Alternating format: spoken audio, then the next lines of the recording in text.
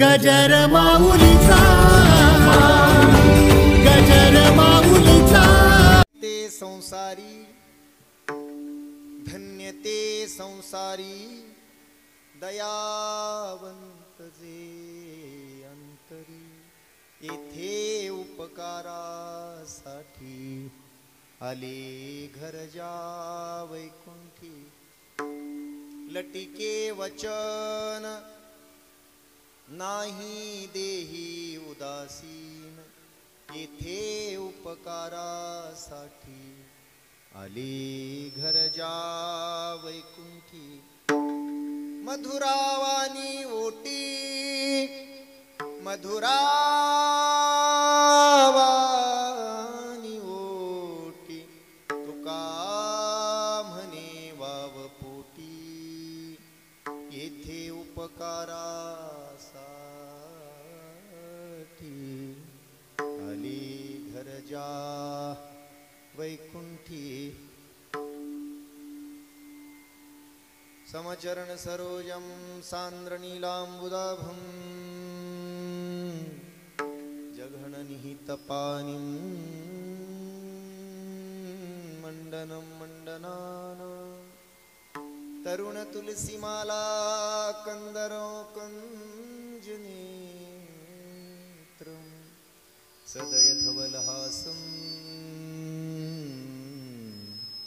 विठ्ठलं चिन्तयामि.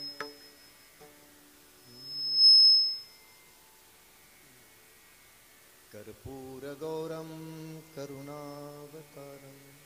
संसारसारं भुजगेन्द्रहारं. सदा वसन्तं हृदयारविन्दे. भवं भवानी सहितं नमामि. जयाचा जगी जन्म नामार्थ झाला. जयाने सदा वासनामात केला. जयाच्या मुखी सदा नाम कीर्ती. नमस्कार माझा राष्ट्रसंत भगवान बाबांच्या चरणावरती. जयांचे केलिया स्मरण होय सकळ विद्यांचे आधिकरण.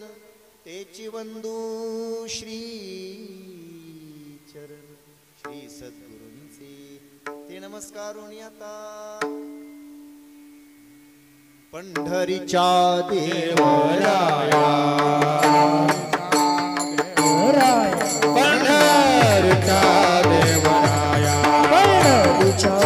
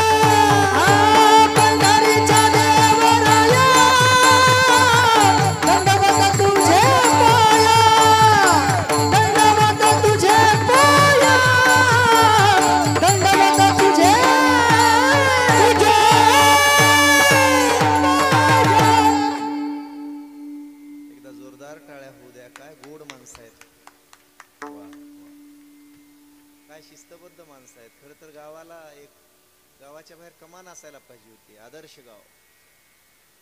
किती शिस्तबद्धता आहे सुरुवातीपासून. अजून सगळे आले नाहीत, वाट बघायला. सगळ्यांनी यायला पाहिजे. आज राजाधिराज छत्रपती शिवाजी महाराजांच्या जयंतीला आणि त्याच पावलावर पाऊल ठेवून ज्यांनी 18 पगड जातींना एकत्र केलं आणि विकासाचा मंत्र दिला, त्या लोकनेत्याच्या जयंतीसाठी सगळ्या समाजांनी इथं उपस्थित राहिलाच पाहिजे. नाहीतर कृतघ्नता ठरेल. कृतज्ञता जर असेल आपल्याकडं तर आपण उपस्थित राहिलंच पाहिजे. वारकरी संप्रदायामध्ये हा भेद कुठंच मावळून गेलेला आहे, संतांनी मावळून टाकलेला आहे. प्राप्त प्रस्तुत संप्राप्त सेवा एका अलौकिक जीवनाच्या, एका अलौकिक संघर्षाची आणि एका अलौकिक स्वाभिमानाची सेवा आहे. दऱ्याखोऱ्यात दुष्काळी भागामध्ये खितपत पडलेल्या, अनेक वर्ष ज्यांच्याकडे कुठल्या राजकारण्यांनी पाहिलं सुद्धा नाही, अशा भागामध्ये 18 पगड जातीचा रंजले गांजलेला समाज आणि त्या समाजापर्यंत पोहोचून त्यांना जाग करण्याचं व्रत धारण करून त्या समाजाला महाराष्ट्राच्या पटलावर आणून प्रसिद्ध करण्यामध्ये ज्यांनी आपलं आयुष्य खर्ची केलं, आयुष्य घालवलं, अशा एका लोकनायकाची आज जयंती आहे. आणि 75व्या या जयंतीच्या निमित्ताने मला वाटतं जयंतीचा यावर्षी अमृत महोत्सव आहे, अमृत महोत्सवी जयंती आहे. एवढाच फरक आहे, तुम्ही आम्ही गेल्यानंतर आपली गोड जेवण गंगा पूजन सुद्धा होत नाहीत. आणि असे काही महात्मे, असे काही लोकनायक या जगात नसताना सुद्धा त्याच्या जयंत्या साजऱ्या केल्या जातात, त्याचे वाढदिवस साजरे केले जातात. त्यासाठी कर्तृत्व लागतं, दातृत्व लागतं, नेतृत्व लागतं. आणि ते ज्यांच्याकडे आहे त्यांच्या जयंत्या साजऱ्या होतात. आज योगायोगानं महाराष्ट्रातल्या 2 महाधुरंधर नेत्यांच्या जयंत्याच म्हणा की. एक आदरणीय लोकनेते गोपीनाथरावजी मुंडे साहेब, आज आपण ज्यासाठी आज इथं उपस्थित आहात, आणि दुसरे महाराष्ट्रात ज्यांना जाणता राजा म्हटलं गेलं म्हणतात लोक, असे आदरणीय शरदचंद्र पवार साहेब, यांचाही वाढदिवस आजच आहे योगायोगानं. दोघांचेही एकदाच आलेले आहे. सुवर्ण योग आहे, सुवर्ण मध्ये आहे. संप्राप्त सेवा ही माझ्या साधू संतांची आहे, आदर्श गाव आहे. फार आवडलं मला, रस्ते वगैरे मोठमोठे, वातावरण अगदी सुशोभीकरणाचं आहे. तितकीच सुंदर साऊंड सिस्टीम आहे, साऊंड सिस्टीमवाला सतत हसणार आहे. तितकंच सुंदर चॅनल आहे गजर माऊलीचा, वाजवणारे तितकेच सुंदर, गाणारे तितकेच सुंदर. अतिशय गोड गंधर्वासारखं गायन अगदी करेक्ट वेळेत केलं. मला असं वाटलं होतं आलापी करताना की आता कीर्तन, पण नाही, समज आहे त्यांना. 12 मिनिटात चाल गायली, अतिशय सुंदर. एवढाच वेळ घ्यावा. आणि महाराजांनी जे वादन केलं मृदंगाचं, साक्षात ब्रह्मा उतरल्यासारखं वाटत होतं. आदरणीय आमचे हरिभक्त परायण, मला वाटतं या गावचेच आहेत ना? केवढा स्वाभिमान असायला पाहिजे तुम्हाला. आदरणीय हरिभक्त परायण मुकुंद महाराज लाड, आमच्या आदरणीय जगदाळे गुरुजींचे शिष्य आहेत ते. त्या मी आल्याबरोबर तर मला वाटलं तेच बसलेत ते गुरुजीच. हो, मृदंग असा कर कर वाकू लागला महाराज. रियाज आहे, जो रियाज करेगा वो राज करेगा. संगीत शक्ति है ईश्वर की, हर स्वर में बसे है राम. संगीत शक्ति है ईश्वर की, हर स्वर में बसे है राम. रागी जो गाए रागिनी, और वो भी अभंग में गाए रागिनी. रागी जो गाए रागिनी, तो रोगी को मिले आराम. कसलाही रोगी त्याला आराम मिळतो आवडीचं गाणं लागलं की. दुःखी असलेला माणूस सुद्धा आवडीचं गाणं लागलं की सुखी होतो. लता दिदींचं गाणं कानावर पडल्याबरोबर रस्त्यानं चालणारा कोणीही कुठल्याही जातीपातीचा धर्माचा असू द्या, असा कान करून तो स्वराची लकीर ऐकल्याशिवाय पुढे पाऊल टाकीत नाही. सुरेल गाण्याची किंमत आहे. जहां स्वर है वही ईश्वर है. स्वर के बिना ईश्वर नहीं है. पांडित्य काही कामाचं नाही. जिथे प्रत्येक आतड्याचा विणा करून, प्रत्येक आतड्याची तार करून, त्या आतड्यापासून, त्या देठापासून, बेंबीच्या जिथून ही साधना करून यांचे स्वर बाहेर पडतात, त्यात ईश्वर निर्माण होतो. असं गोड गायन ऐकायला मिळालं.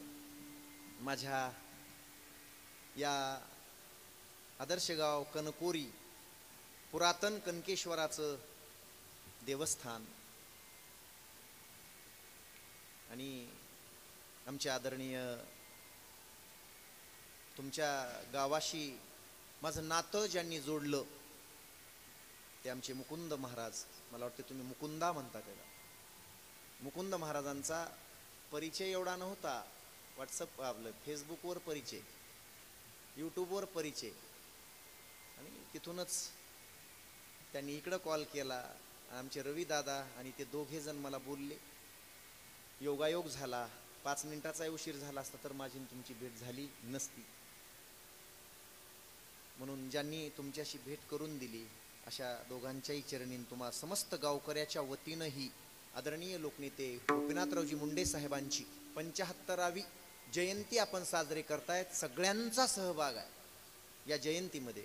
म्हणून माझ्या सर्व लाडक्या बहिणींच्या चरणावर अगोदर साष्टांग दंडवत, साष्टांग नमस्कार. 7,500 घेऊन बसल्यात. अजून वाट बघायला 2100 रुपयाची. माझी भाषा कळल्या का तुम्हाला? कळलाले का? मी जरा लातूरकडचा हाव. कळलाले का काय म्हणला लावते, काय बोलला लाव, काय नाही कळलाले का? असं थोडं हसून प्रतिसाद द्या. हो, फक्त त्यांना दुसरं कामच राहिलं नाही. नवरा जेवला काय नाही जेवला काय, KYC केली आहे का आणि मेसेज पडतोय का. मी एक सांगू का, कुणाचा बी मी काय म्हणालो राजकारणातच नाही, मला असं कळलंय कुठल्याही दुश्मनाचा कुणाचा बी सुपडा साफ करायचा असलं की बहिणीला शरण जावं. सख्या भावाचंही वाटोळ करायचं म्हणलं तरी ती करू शकते, असंही नाही. म्हणून तुमच्या चरणी अगोदर सगळ्यात सुरुवातीला साष्टांग दंडवत. माझ्या सर्व माता माऊल्यांच्या चरणी, आबालवृद्धांच्या चरणी, पितृतुल्य गुरुतुल्य बंधुतुल्य वारकरी संप्रदायातील विद्वत जनांच्या चरणावर साष्टांग दंडवत प्रणिपात. संप्राप्त सेवा अलौकिक प्रकारची आहे. काही माणसं जिवंत असून मेलेली असतात, काही माणसं जिवंत असून जिवंत असतात, आणि काही माणसं मरून सुद्धा जिवंत असतात. देह त्यागिता कीर्ती मागे उरावी, मना सज्जना हेची क्रिया धरावी. मना चंदनाचे परित्वा झिजावी, परियांतरी सज्जनानी व्हावी. या जगतातल्या सर्व तळागाळापासून सर्व उच्च लेवलपर्यंतच्या लोकांसाठी ज्यांच्या अंतकरणामध्ये दया असते तोच अलौकिक असतो,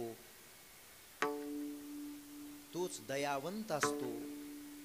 आणि अशाच अनुषंगानं आजच्या संप्राप्त सेवेसाठी घेतला गेलेला अभंग जगद्गुरु जगद्वंदनीय, ज्यांच्या एका अभंगाचं चिंतन ऐकून जगातला एकमेव आदर्श राजा आपलं सिंहासन सोडून देऊन जगद्गुरु तुकोबारायांच्या मागे मागे फिरावा.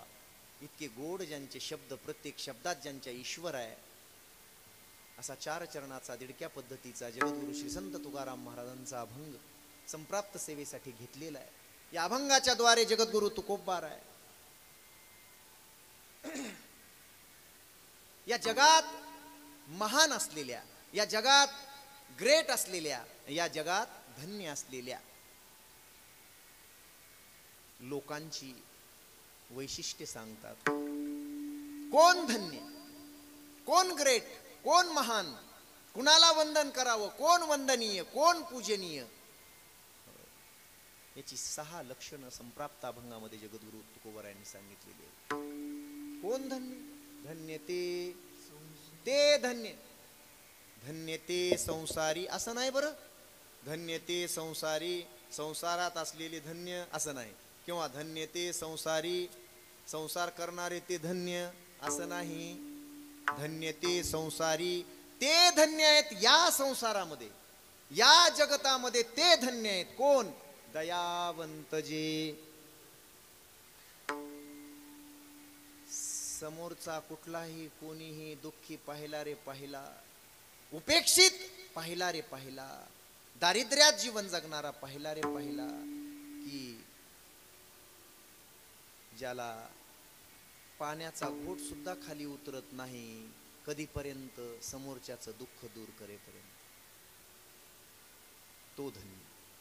दया, ज्याच्या अंतकरणात दया आहे, दयेनं त्याचं अंतकरण ओतप्रोत भरलेलं आहे. दयार्द्र ज्याचा अंतकरण आहे तो धन्य. प्रश्न विचारला तुमच्यासारख्यानी, मग एवढा धन्य इथं कशाला आला? येथे उपकारासाठी, उपकाराशिवाय दुसरं ज्याचं कामच नाही तो धन्य. आली घरजा वैकुंठी, दोन झाले. फक्त उपकार करण्यासाठीच इथं जे येतात ते धन्य. अद्वैतात राहणारे, वैकुंठात राहणारे असून सुद्धा तुमचा माझा कळवळा आल्यामुळं ते इथं येतात ते धन्य, उपकारच करतात. आता तिसऱ्या चरणात पुन्हा दोन लक्षणं धन्यतेच्या बाबतीमध्ये. कोण ग्रेट, कोण महान, दोन लक्षणं. लटिके वचन, पुढचं नाही अलीकडे घ्यावं तर अर्थ लागतो, गुरुवरी म्हणायचे. लटिके वचन नाही, कधीही शब्द खोटा बोलत नाही तो धन्य. देही उदासीन, चार. जो देहावर उदास असतो, उदास म्हणजे देह जाओ अथवा राहो, पांडुरंगी दृढ भाव. महाराष्ट्राचं स्वराज्य निर्माण करण्यासाठी रात्री बेरात्री लढाया करताना मला मृत्यू आला तरी चालेल, देह गेला काय आणि राहिला काय, पण स्वराज्य निर्माण झालंच पाहिजे. आणि 18 पगड जाती छत्रपती शिवरायांनी एकत्र केल्या आणि पुन्हा विखुरल्या. त्या सगळ्या जातींना एकत्र करून त्यांच्या उद्धाराचं कार्य करण्यासाठी लोकनेते गोपीनाथरावजी मुंडे साहेब, त्या महाराष्ट्रातला कुठलाच नेता तेवढ्या गावांमध्ये पोहोचला नाही. वाडी वस्ती तांडा 10-5 घरांचं घर तिथपर्यंत जाऊन या लोकांचा उद्धार करण्यासाठी झगडणारा छत्रपती शिवरायांच्या आदर्शाचं पालन करणारा. लटिके वचन नाही अंधेही उदासीन, कशासाठी?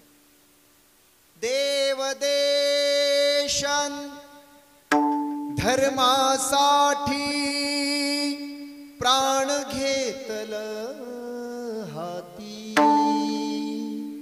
शूर आम्ही सरदार, आम्हाला काय कुणाची भीती. शूर आम्ही सरदार, आम्हाला काय कुणाची भीती. चार, तो धन्य. समाजासाठी, देवासाठी, देशासाठी, धर्मासाठी आपला प्राण तळहातावर घेऊन जो आयुष्य जगतो आणि कार्य करतो. आणि शेवटच्या चरणात पुन्हा दोन लक्षणं.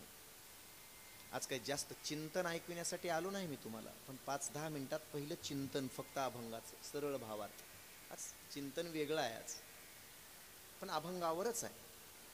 काळजी करू नका, अभंगाच्या बाहेर 1 मिनिट सुद्धा न जाता चिंतन झालं पाहिजे. मग हे जगाचं कल्याण करताना, जगासाठी जगताना हे कसे जगतात? लोकांना शिव्या घालतात का? लोकांना मारतात का? लोकांना दाबदडप करतात का? नाही नाही. ज्यांच्या मुखात सतत अमृतासारखी भाषा असते, लोकांचं कल्याण करण्यासाठी अमृतासारखी. माझा आवाज तुमच्यापर्यंत नाही पोहोचला तरी जे वंचित आहेत अगोदर त्यांच्याकडे माझं लक्ष असतं. म्हणून मी अगोदर बाहेरच्या लोकांची माफी मागतो. लाखो लोकांनी टाळ्यांचा कडकडाट करावा ज्या शब्दावर. मी पोहोचलो नाही तरी माझा आवाज तुमच्यापर्यंत पोहोचतोय. मग लोकांना अष्टसात्विक भाव निर्माण होतात. झाडावर चढून लोक सभा ऐकतात. एवढं प्रेम ज्याच्यावर लोक करतात. मधुरा वाणी ओटी. आणि राजकारणामध्ये अनेकांनी अनेक त्रास दिले, पण तुका म्हणी वाव पोटी. ज्याच्या पोटामध्ये सगळ्यांचे अन्याय अत्याचार सहन करण्याची जागा असते तोच या जगतामध्ये धन्य असतो. कमी त्रास झाला नाही आयुष्यामध्ये या महानायकाला, या महामानवाला. छत्रपती शिवरायांना कमी त्रास झाला नाही. छत्रपती संभाजीराजांना कमी त्रास झाला नाही धर्माचं कार्य करताना. डॉक्टर बाबासाहेब आंबेडकरांना कमी त्रास झाला नाही. आणि त्याच्यानंतर जर इतिहास पाहायचा असेल, या लाईनमध्ये तर लोकनेते आदरणीय गोपीनाथरावजी मुंडे साहेबच होते की एवढा त्रास सहन केला, एवढा त्रास सहन केला. आहा, कुणी केला नाही. म्हणून तुका म्हणे वाव पोटी, पोटात एवढी जागा की कितीही लोकांनी कितीही केलेला अन्याय, दिलेल्या शिव्या, केलेला विरोध पोटात ठेवला, पण ओठात मात्र अमृतासारखी भाषा. तैसे साचा आणि मवाळ, मिथले आणि रसाळ, शब्द जैसे कल्लोळ अमृताचे. भाषणाला उभारल्याबरोबर लोकांच्या मनमंदिरामध्ये गुदगुल्या व्हाव्यात असं भाषण असायचं. आणि त्या महानायकाच्या 75व्या जयंतीच्या निमित्ताने माझ्याकडे आलेली ही सेवा, तुम्हा सर्व संत मायबापांचं पुनश्च एकदा मनपूर्वक दर्शन घेतो आणि अभंगाला न्याय देऊन लोकनेत्याच्या कार्याला न्याय देण्याचा प्रयत्न करतो. विठाला विठाला विठाला विठाला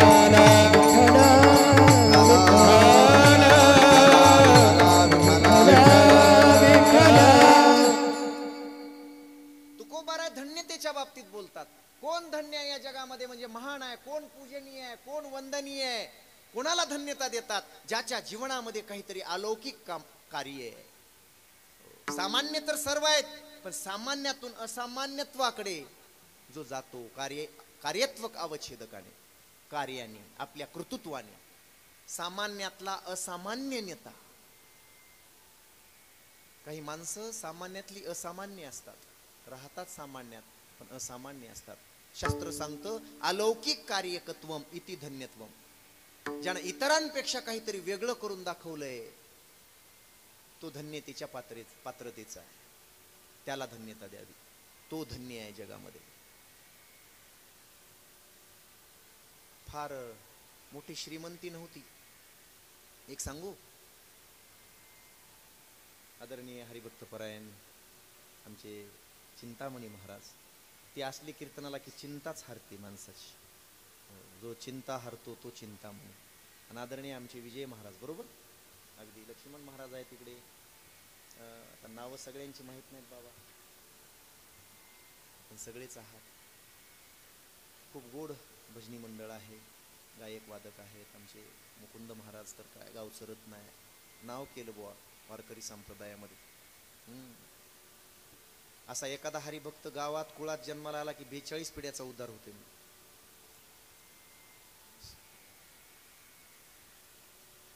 किसी भी अभाव में, एक एक वाक्य आहे का, किसी भी अभाव में जिसका स्वभाव न बदले, कसलंही वितुष्ट आलं तर ज्याची संतुष्टी बिघडत नाही, तो अलौकिक आहे, तो धन्य आहे. कसलंही संकट आलं तर ज्याची संतुष्टी बिघडत नाही. वितुष्टावर वितुष्ट आले तरी सुद्धा संतुष्टी बिघडत नाही. बरे झाले देवा निघाले दिवाळे, बरी या दुष्काळी पिढा केली. तुकोबारा आहे, अलौकिक. या महाराष्ट्राच्या मातीमध्ये फार अन्याय अत्याचार झालेला आहे हो. 4 लेकरांनी हा वारकरी संप्रदायाचा झेंडा जगावर फडकावावा म्हणून स्वतःच्या बापानं देहांत प्रायश्चित्त घेतलं. कशाकरिता? स्वतःच्या आईनं देहांत प्रायश्चित्त घेतलं. कुणाकरिता? फक्त ज्ञानदेवाकरिता नाही. फार गोड कीर्तन करायचे मला तुमच्या समोर. फक्त ज्ञानदेवाकरिता, निवृत्तीनाथाकरिता नाही. त्यावेळची अवस्था अशी होती, त्यावेळची अवस्था इतकी बिकट होती, रस्त्यावरून चालताना सुद्धा आपला जोडा उचलून घेऊन चालावं लागायचं हातात. रस्त्यानं चालताना गळ्यात गाडगे बांधलेले असायचे. बरं, ब्राह्मण असून सुद्धा ब्राह्मणांनी एवढा छळ करावा, संन्याशाची कार्टी म्हणून. पण ज्ञानोबारायांना माहित होतं की माझ्या बापाचं बलिदान मी व्यर्थ जाऊ देणार नाही, माझ्या आईचं बलिदान मी व्यर्थ जाऊ देणार नाही. रात्री बेरात्री जाऊन त्या कर्मठांच्या मस्तकावर, कर्मठांच्या पायावर मस्तक ठेवणारे विठ्ठलपंत कुलकर्णी, केवढा मोठा त्याग आहे. ज्ञानोबारायांचा पाया म्हणतो आपण, ज्ञानोबारायांनी रचला, पण ज्ञानोबारायांच्या पायाच्या खाली मोठा दगड जर कोण असेल आणि त्याच्यावर ही इमारत आहे, लक्ष द्या. आणि त्या ज्ञानोबारायांनी हा अन्याय अत्याचार बंद होण्यासाठी 18 पगड जातीतले संत एकत्र केले. ज्या संतांनी ज्यांच्या हाडं सुद्धा विठ्ठल विठ्ठल म्हणत होते माझ्या चोकोबारायांची. तुका म्हणे नाही जाती सवे काम, ज्याचे मुखी नाम तोची धन्य. ते धन्य धन्य असणारे, पण ज्यांना कुठलाच अधिकार नव्हता, पांडुरंगाच्या मंदिरात येण्याचा सुद्धा अधिकार नव्हता, दर्शनाचा अधिकार नव्हता, माझ्या ज्ञानोबारायांनी जी संतांची मांदियाळी एकत्र केली ती कोणती? अनेक जातीतले अस्पृश्य असलेल्या समाजातल्या सगळ्या जातींना एकत्र करून त्या जातीतले विद्वान, जगाला ज्यांचं साहित्य तारू शकतं असं साहित्य लेखन करणारे आणि पांडुरंग परमात्म्याची भक्ती करणारे आणि या जगाला भक्तीने ढवळून टाकणारे, हरिभजनी हे धवळे जग चुकविला लाग कळी काळाचा, अशा सर्व संत मांदियाळींना एका व्यासपीठावर आणलं आणि व्यासपीठ देऊन त्यांची विद्वत्ता, त्यांची भक्ती ज्या ज्ञानोबारायांनी जगाला दाखवली. 12व्या शतकात काही काळ लोटला, पुन्हा या वाटा पुसट झाल्या.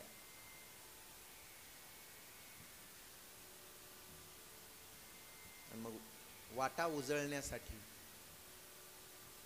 पुन्हा संतांचा अवतार झाला. माता मौल्यांनो, आणि तेव्हाच मुघलांचा या देशामध्ये उदय झाला आणि अन्याय अत्याचार करून मुघलांनी या देशातली मंदिरं, अन्याय अत्याचार करून या देशातली हजारो मंदिरं, लाखो मंदिरं पाडून टाकली, संपवली. इथला धर्म बुडण्याची वेळ आली. अंगणातली तुळस गायब होण्याची वेळ आली. माझ्या माता मौल्यांच्या कपाळावरचं कुंकू गायब होण्याची वेळ आली. असं वाटत होतं की आता हे राष्ट्र हिंदू राष्ट्र राहणार नाही, पण कोणीतरी तारणहार या महाराष्ट्राला मिळाला. आणि त्या 17व्या शतकामध्ये एका जिजाऊच्या छाव्याने हिंदवी स्वराज्य स्थापन केलं आणि इथल्या गावातून बाहेर घालवलेल्या दऱ्याखोऱ्यामध्ये डोंगरामध्ये राहणाऱ्या सगळ्या मावळ्यांना एकत्र करून 18 पगड जातीची मूठ बांधून या महाराष्ट्राला पुन्हा स्वराज्य निर्माण केलं. काशी की कला जाती मथुरा में मस्जिद होती, अगर एक शिवाजी न होता तो हम सब की सुन्नत होती. एक शिवाजी न होता. नुसतं लढले नाहीत ते, दुश्मनांच्या आया बहिणींना आपल्या आई बहीण समजून ज्यांची बोळवण करणारे, अशीच आमुची माता असती सुंदर रूपवती. सुभेदाराची सून नजराणा म्हणून आणावी आणि तिला पाहता क्षणी म्हणा वा वा वा वा काय सौंदर्य आहे तुझं, आणि सगळ्यांनी माना खाली घालाव्यात. पण छत्रपती शिवरायांनी दुसराच मिनिट लागू देऊ नये तेवढ्यामध्ये म्हणावं की एक सुंदर पैठणी आणा आणि अंगावर नेसवा, काय सौंदर्यवती आहे, लावण्य खणी आहे, वा काय देवानं सौंदर्य दिलंय. पण बाई, माझा जन्म होण्याच्या अगोदर जर तू माझ्या बापाला मिळाली असतीस, अशीचा मुची माता असती तुझ्यासारखी सुंदर रूपवती, आम्ही किती सुंदर जन्मलो असतो, वदले शिव छत्रपती. एकच राजा इथे जन्मला, एकच राजा इथे जन्मला, शिवनेरी किल्ल्यावर. माझ्या राजाचं नाव गाजतंय किल्ल्याच्या दगडावर, माझ्या देवाचं नाव गाजतंय गड किल्ल्याच्या दगडावर. माझ्या राजाचं नाव गाजतंय गड किल्ल्याच्या दगडावर, माझ्या राजाचं नाव गाजतंय गड किल्ल्याच्या दगडावर. सुंदर स्वराज्य निर्माण केले तलवारीच्या धारेवर, तलवारीच्या धारेवर, तलवारीच्या धारेवर. साठी वार झेलले आपल्या निधड्या छातीवर, आपल्या निधड्या छातीवर, आपल्या निधड्या छातीवर. तनपणाने लढले मावळे भरोसा या राजावर. माझ्या राजाचं नाव, माझ्या राजाचं नाव गाजतंय गड किल्ल्याच्या दगडावर. जाते गड किल्ल्याच्या दगडावर माझ्या राजाचं नाव माझ्या राजाचं नाव गाजते गड किल्ल्याच्या दगडावर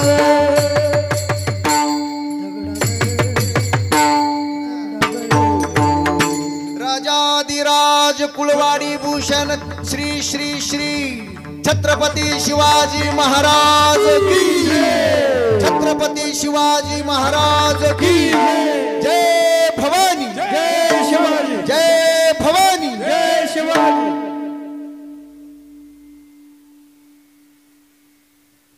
माय माऊल्यांची आबरू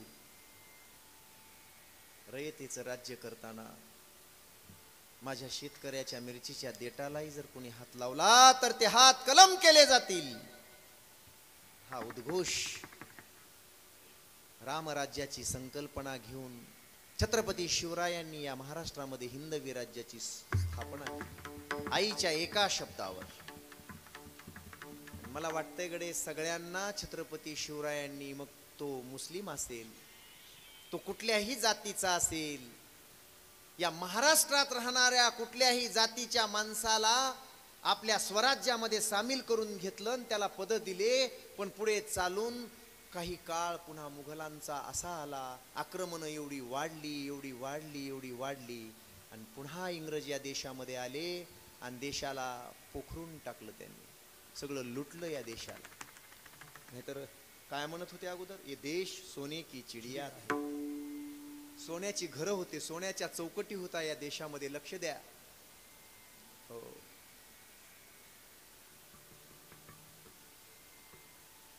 ये धरती जहाँ ऋषि मुनि जपते प्रभु नाम की माला जपते प्रभु नाम की माला जहाँ हर बालक एक मोहन है और राधा हर एक बाला राधा हर एक बाला जहाँ सत्य अहिंसा और धर्म का पग पग लगता डेरा ओ भारत देश है मेरा ओ भारत देश है मेरा ओ भारत देश है मेरा ओ भारत देश है मेरा कहाँ डाल डाल पर सोने की चिड़िया करती है बसेरा ओ भारत देश है मेरा ओ भारत देश है मेरा ओ भारत देश है मेरा ओ भारत देश है मेरा जय भारती जय भारती जय भारती भारत माता की जय भारत माता की भारतातले नाहीत का सगळे भारत माता की अजूनही आवाज आला नाही काय झालं नेमकं थंडी आहे का बरोबर तरुण मागे आहेत बरं आता विठाला विठाला विठाला विठ्ठला विठाला विठाला विठाला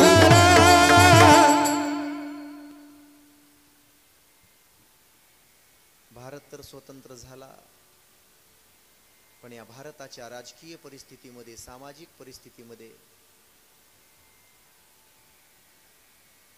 अनेक रंजल्या गांजल्या जातीपातीवर होत असलेले अन्याय अजूनही उपेक्षित ठेवलेल्या काही लोकांचं भाग्य पार दऱ्याखोऱ्यात जाऊन पडलेलं होतं विशेषतः बालाघाटच्या डोंगर रांगांमध्ये फार गरीब समाज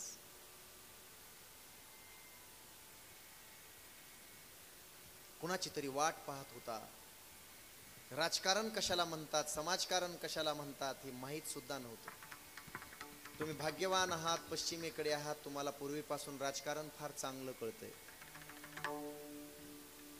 आम्हाला राजकारण कशावर खात्यात माहीत नव्हतं विरोधी पक्ष नेता असतो हे आम्हाला 1992 ला कळलं विरोधी पक्ष नेता असतो हे तुम्हाला काय मला माहित नाही तुम्हाला कधी कळलं ते पण आम्हाला 1992 ला कळलं लक्ष द्या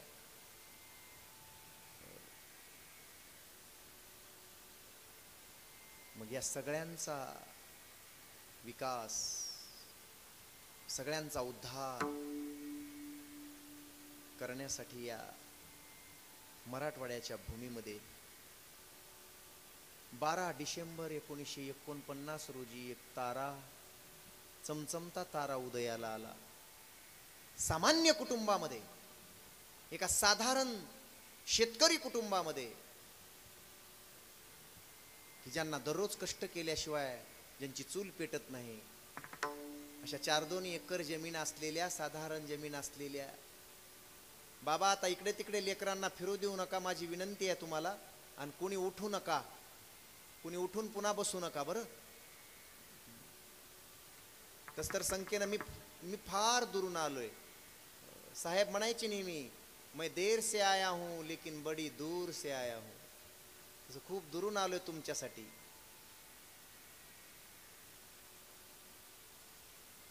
एकोणीसशे 49 रोजी नाथऱ्यासारख्या एका ग्रामीण भागामध्ये सगळ्यांना शीतलता देणारा, सगळ्यांना विकासाचा प्रकाश देणारा एक तारा जन्मला.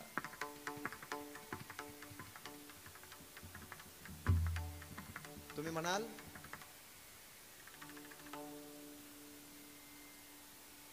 इतक्या गरीब कुटुंबातले होते का? लोकनेते गोपीनाथरावजी मुंडे साहेब खरंच गरीब कुटुंबातले होते. 4थीच्या आणि 7वीच्या परीक्षेला परळीला येताना 7वी पर्यंत ज्यांच्या पायामध्ये चांगली चप्पलही नव्हती, बिना चपलाचाच चिखल तुडवीत परळीपर्यंत 12-13 किलोमीटर यावं. पोरांनो ऐका नीट. तूफान में ताश का घर नहीं बनता, रोने से बिगड़ा मुकद्दर नहीं बनता, एक हार से कोई फकीर या एक जीत से कोई सिकंदर नहीं बनता. ज्यांचं वाक्य आहे, जे नेहमी म्हणायचे, अरे कशाही साधारण सामान्य कुटुंबात जन्माला या, हो कसल्याही कुटुंबामध्ये सामान्य परिस्थितीत जन्माला आलेला एक माणूस भारताच्या संसदेमध्ये या सर्वसामान्यांचा आवाज घेऊन जाऊ शकतो. प्रस्थापितांना बाजूला काढून त्या खुर्चीवर आपलं सिंहासन निर्माण करू शकतो. हे शिकवलंय कुणाला? सामान्य समाजाला, गोरगरीब जातीतल्या या तरुणांना, ज्यांच्या चरित्राने गोरगरीब जातीतल्या तरुणांचं चारित्र्य घडेल असं त्यांचं चरित्र आहे. हे आपल्याला माहित नाही. एक एक गोष्ट ऐकत चला, लक्षात येईल. कारण 5 वर्ष घातलेत मी पूर्ण चरित्र लिहायला, गोळा करायला. राजकारणात असून सुद्धा जसा संतांना जगाचा कळवळा, तसा राजकारणात असून सुद्धा संत महात्मे कुठे असावेत, कुठल्या जातीत जन्माला यावेत, कुठल्या भागात जन्माला यावेत, कुठे राहावेत, याला महत्व नाही. राजकारणात असून सुद्धा काही लोक संत हृदयाची असतात. गळ्यात तुळशीची माळ नसणारे काही लोक संतांइतके पवित्र असतात. कधी भजना कीर्तनाला न येणारे लोक सुद्धा वारकऱ्यांइतके पवित्र असतात. 7वी 8वी पर्यंत एवढ्या चड्डीवर, अरे पोरांनो आम्हाला 7वी पर्यंत चड्ड्या होत्या. तुम्हाला आता पहिलीच्या वर्गात जातानाच सुंदर 2-2 हजाराच्या पॅन्ट मिळतात. तिथपर्यंत एवढ्या चड्डीवर चालत यावं. जिल्हा परिषदेच्या शाळेमध्ये ज्यांचं शिक्षण व्हावं, भावंडांनी रोज शेतात काम करावं, अशी परिस्थिती. पण वारकरी संप्रदायाची टच, श्रीमंत श्री भगवान बाबांच्या वारकरी संप्रदायामध्ये ज्यांचं कुटुंब भगवान बाबांना गुरु मानून भगवान बाबांची सेवा करणारं, भगवान बाबांच्या शिकवणुकीप्रमाणे आचरण करणारं जे कुटुंब होते, मायबाप पंढरीची वारी करणारे. 7वी झाली, 8वी झाली, 9वी झाली, 10वी झाली. साहेबांची 10वी वयाच्या 14व्या वर्षीच, तेव्हा लवकरच शाळेत घालत होते. वयाचा एवढा विचार नव्हता. 15व्या वर्षी तर 10वी पास झाले. लक्ष द्या मायबाप हो. आणि 14व्या वर्षी 10वी झाल्याबरोबर मायबापासोबत आळंदी ते पंढरीच्या वारीला जाणारा हा राजकारणातला एक हिरा आहे. तिथं विचारलं, तिथं गेल्यानंतर पांडुरंग परमात्म्याच्या पुढे गेल्यानंतर एवढं चालून चालून आपण आलो, ज्याच्या दर्शनाला आलो, माता लिंबाबाईंना विचारलं, पिता पांडुरंगाला विचारलं, बाबा कधी पाहिला नव्हता तो पांडुरंग परमात्मा. 250-300 किलोमीटरचं अंतर चालत येऊन महिन्याची एवढी 22-23 दिवसाची वारी केल्यानंतर ज्या पांडुरंगाच्या दर्शनासाठी महिना महिना लोक चालतात, वारा ऊन वादळ पावसामध्ये इथपर्यंत येऊन पोहोचतात, अनेक हाल अपेष्टा होतात, तो पांडुरंग इथं तर उभाच आहे आणि कमरेवर हात देऊन उभा आहे. किती वेळ उभा राहतो आणि कधी खाली बसतो. वडिलांनी सांगितलं, पांडुरंगरावांनी सांगितलं, गोपीनाथ अरे हा पांडुरंग या रंजल्या गांजल्या भाविक भक्तांचं कल्याण करण्यासाठी अहोरात्र 28 युगापासून उभाच आहे, कधी बसत नाही, कधी बसला नाही. सतत भक्तांची वाट पाहत आणि भक्तांचं कल्याण करण्यासाठी हा पांडुरंग परमात्मा इथं उभा आहे. मग असा उभा राहून हा भक्तांचं कल्याण करतो. कोणत्या भक्तांचं? सर्व जातीतल्या. त्याला जात पात चालत नाही. जो आवडीनं त्याचं नाव घेतो तो त्याचा उद्धार करतो, त्याचं कल्याण करतो. बाबा मग एवढा अन्याय अत्याचार, आपण परळीच्या वैद्यनाथाला जात असताना, दर्शनाला जात असताना सुद्धा तुम्हाला जोडे काढून आपल्या पिशवीत घ्यावे लागतात आणि मग त्या रस्त्यानं जावं लागतं. एवढा अन्याय अत्याचार करणारे लोक आपल्याकडे आहेत, मग त्यांना कसा पांडुरंग परमात्मा शिक्षा देत नाही? म्हणून तर तुला आणलंय गोपीनाथा.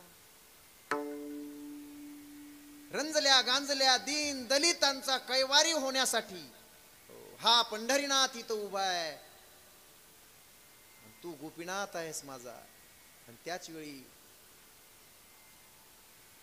साहेबांच्या आत्यानं एकदा सांगितलं होतं की, त्याच वेळी सांगितलं की जसा पांडुरंग परमात्मा इथं विटेवर उभा आहे आणि सगळ्या भक्तांचं रंजल्या गांजल्या लोकांचं कल्याण करणारा हा परमात्मा आहे, तसंच माझ्या भागातल्या गोरगरीब जनतेचं कल्याण करण्यासाठी मला सुद्धा इथून पुढे उभा राहायचे, मला सुद्धा आयुष्य घालवायचे. आणि मग 11वीच्या वर्गामध्ये अंबाजोगाईला प्रवेश घेतला. अंबाजोगाईला प्रवेश घेऊन तिथं BCom पर्यंतचं शिक्षण स्वामी रामानंद तीर्थ महाविद्यालयामध्ये, जोगेश्वरी शिक्षण संस्थेच्या विद्यालयामध्ये त्यांचं झालं 1969 पर्यंत. आणि BComचं शिक्षण पूर्ण झाल्यानंतर LLB साठी साहेबांनी पुण्याची निवड केली. 1970ला ते पुण्यामध्ये आले आणि तिथून आदरणीय विलासरावजी देशमुख, आदरणीय प्रमोदजी महाजन यांच्या संगतीमध्ये ते आले. आणि मग देशात तेव्हा वेगळंच वारं फिरत होतं. विश्व हिंदू परिषदेच्या वर्गात जायला त्यांनी सुरुवात केली. काही कालावधीनंतर साहेब पहिली निवडणूक लढले त्यांच्या कॉलेजमध्ये. वर्ग प्रतिनिधीची पहिली निवडणूक होती, ती लढले. लक्ष इकडे द्या.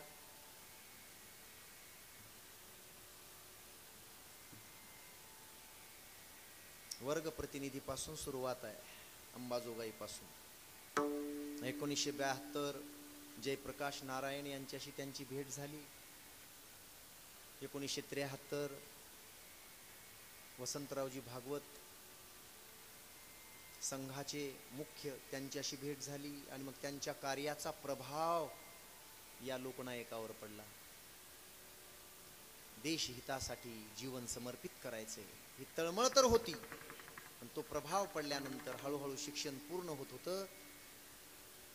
आणि 1975ला जेव्हा देशामध्ये आणीबाणी निर्माण झाली आणि त्या आणीबाणीमध्ये आदरणीय प्रमोदजी महाजन साहेबांसोबत अनेक देशभक्तांसोबत तुमच्याच या नाशिकच्या कारागृहामध्ये 16 महिने जेल भोगली. साहेब स्वतः सांगायचे, निवडणुकीमध्ये मोठं व्हायचं असेल तर बसस्टँडवर झोपावं लागतंय. औरंगाबादच्या बसस्टँडमध्ये 3 दिवस झोपलेला हा माणूस आहे. जिथं तुम्ही बसताना त्या बसस्टँडमध्ये त्याच्या खाली, त्या टेबलच्या ते टाकलेले जे डेस्क आहेत त्याच्या खाली जाऊन झोपलेला 3-3 दिवस. उगीच मोठा कोणी होत नसतो, फार कर्तृत्व असावं लागतं. 3-3 दिवसाची उपासमार करून देशासाठी जीवन जगणारे. मग 16 महिने इथं तुरुंगवास भोगला. काय असतंय? काही माणसं वातावरण जिथं असतंय तिथं जातात, जिथं वातावरण तयार आहे तिथं जातात. आता हे वातावरण तयार आहे, लक्षात घ्या. पण काही माणसं असे असतात, चिंतामणी महाराज, जिथे जातात तिथे वातावरणच तयार करतात. वातावरण तयार असलेल्या वातावरणामध्ये तर कोणीही भाषण देईल, पण साध्या लोखंडाच्या पलंगावर उभारून 1978 पहिलं भाषण देणारा उमरगा, या ठिकाणी फक्त 150 माणसं समोर होते आणि हा नेता भाषण देत होता, ज्या पलंगावर अंतरायला सुद्धा काही कोणी अंतरून टाकलेलं नव्हतं. त्या रिकामा पलंग एवढा 2.5-3 फुटाचा, समोर बसलेले 150 लोक असे. आणि तिथून जीवनाच्या कार्याची, या कार्याची सुरुवात झाली. आणि तिथून पुढे 6000 1978लाच पुन्हा जिल्हा परिषदेच्या निवडणुकीमध्ये पहिल्यांदा निवडून आले. आमदारकीला पडले, जिल्हा परिषदेला निवडून आले. म्हणून मी आता तुम्हाला बोललो, पोरांनो, एक हार से कोई फकीर या एक जीत से कोई सिकंदर नहीं होता. हार जीत होत असते, पण लढत राहिलं पाहिजे, संघर्ष करत राहिलं पाहिजे. आणि संघर्ष चालू होता, अविरात चालू होता, अविरात्र चालू होता. हो, या महाराष्ट्रातला कुठलाच नेता वाड्यावर वस्त्यावर जाऊन लोकांची कांदा भाकरी खाऊन, लोकांची कांद्याची चटणी ठेसा खाऊन रात्रभर तिथंच झोपणारा आणि त्या लोकांशी हितगुज करणारा. ते म्हणायचे, वसंतरावांनी आम्हाला सांगितलंय भागवतांनी की तुम्ही कुणाच्याही घरी, कोणत्याही गावात जात असताना कुठल्या लॉजवर कधीच उतरू नका. तुम्हाला मोठं व्हायचं असेल तर तुम्ही लॉजवर उतरू नका. मग कुठं उतरा? एखाद्या सामान्य साधारण कार्यकर्त्याच्या घरी उतरा, म्हणजे लोकांच्या भावना तुम्हाला कळतील. लॉजवर उतरून तुम्हाला लोकांच्या भावना कळणार नाहीत. तो धागा पकडला आणि जिथेही जातील ते तिथं गरिबाच्या, कोणाच्या घरी, कोणाच्या झोपडीमध्ये. इथं माझ्यासोबत आलेले आमचे लक्ष्मण महाराज आहेत. उपमुख्यमंत्री झाल्यावर सुद्धा त्यांच्या गावच्या आप्पाची इच्छा होती की साहेबांनी येऊन माझ्या घरी बसावं. 4-5 पत्र्याचं घर आणि त्या घरी यावं अशी इच्छा होती. कुणीतरी सांगितलं की 10 वर्षापासून तो माणूस पायात चप्पल घालीत नाही साहेब, तुम्हाला मंत्रीपद मिळावं म्हणून तुम्ही त्याच्या घरी एकदा गेलं पाहिजे. परळीहून 12 किलोमीटर अंतरावर असलेलं गाव. साहेब न विचारता त्याच्या घरी गेले आणि त्याच्या मोडलेल्या, त्या मोडक्या तोडक्या एका लाकडाच्या पलंगावर बसून तिथं चटणीन भाकरन कांदा खाल्ला. इथं मनुष्य सरपंच झाला तर खाली बसत नाही खुर्चीशिवाय. लक्षात घ्या, एक एक गोष्ट लक्षात आली ना तुमच्या. फार बारकाईनं अभ्यास केलाय महाराज. आणि 3-3 दिवस मी साहेबांवर व्याख्यानं केले, कीर्तनं केले. 3-3 दिवस, दररोज 3 तास. तरीही त्यांचं चरित्र इतकं गोड आहे, त्यांचं जीवन एवढं गोड आहे. ज्याला मोठं व्हायचंय त्यांनी त्यांचं जीवन जर एकदा पाहिलं आणि ते आचरण केलं तर नक्की माणूस मोठा होतो. 1978ला जिल्हा परिषदेची निवडणूक लढली, आपण सोडून दिलं असतं. पुन्हा 1980ला 2 वर्षानंतर निवडणूक लागली. 1980च्या निवडणुकीमध्ये साहेब विजयी झाले. पहिल्यांदा आमदार झाले रेणापूर मतदारसंघातून, जिथं 60% मराठा समाज होता. काय प्रेम दिलं लोकांनी, आहा हा. इथं जातीपातीचा विचारच नव्हता. त्यांनी एकदा नाही, दोनदा नाही, 5 वेळा निवडून दिलं. फक्त 1985ला काही कारणास्तव साहेबांना हार पत्करावी लागली, पराभव झाला. आणि त्याच्यानंतर सलग मग 1990 आमदार, 1995 आमदार रेणापूर मतदारसंघ, 1999 आमदार, 2004 पुन्हा आमदार, 5 वेळा अगोदरची एकदा, 6 वेळा आमदार झाले. आणि 2009ला पुन्हा लोकसभेमध्ये गेले. 2014ला ते तर माहित आहे सगळ्यांना. महाराज तुम्ही अभंग घेतलाय, कशामुळे हा एवढा माणूस मोठा झाला? का यांना आजही पूजतात लोक? का देवाऱ्यामध्ये ठेवतात लोक? काय कारण आहे? कोण गोपीनाथ मुंडे? काय दिलं या समाजाला गोपीनाथ मुंडेंनी? काय दिलं या 18 पगड जातीतल्या लोकांना गोपीनाथ मुंडेंनी? काय फार श्रीमंती होती का गोपीनाथ मुंडेंकडं? सांगू, जे ज्ञानोबारायांनी केलं, जे माझ्या छत्रपती शिवरायांनी केलं, जे माझ्या डॉक्टर बाबासाहेब आंबेडकरांनी केलं, तेच माझ्या साहेबांनी तेच व्रत केलं. ऐकता, महाराष्ट्राच्या या सभागृहाचा जर विचार केला आणि राजकारणाचा विचार केला तर हा एकच माणूस भेटेल की त्यांनी छोट्या छोट्या छोट्या छोट्या जातीतले, उपेक्षित असलेल्या जातीतले माणसं उचलले आणि समाजाच्या समोर आणून प्रोजेक्ट केले. आणि अशा लोकांना वेगवेगळ्या सभागृहामध्ये पाठविणारा एकच नेता आहे, दुसरा नेता नाही. एकच नेता आहे, त्या नेत्याचं नाव आहे. अरे कसले बी माणसं उचलले, कसले बी माणसं निवडणुकीत उभा केले, त्यांच्यासाठी जीवाचं रान केलं. हो, जे आयुष्यात कधी आमदार झाले नसते, जिल्हा परिषदेचे मेंबर झाले नसते, तशा लोकांना सुद्धा मंत्रिपदापर्यंतची मजल मारायला लावली. रात्रंदिवस त्यांच्यासाठी कष्ट घेतले. हे उभे नाहीत, गोपीनाथ मुंडे उभा आहे म्हणून मतदान करा.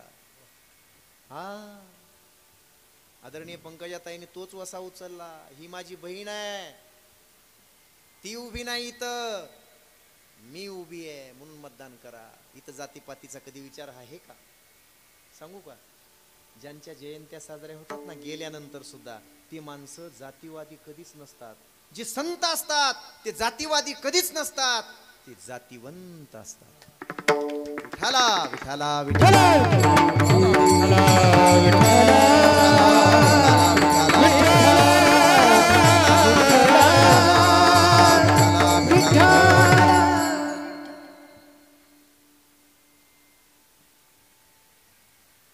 माता मौल्यांनो, ते एकदा 1995च्या निवडणुकीमध्ये म्हणले होते. मी समोर बसलेला होतो, मी 12वीला होतो. ते वाक्य माझ्या अजून लक्षात आहे, अजून लक्षात आहे ते वाक्य.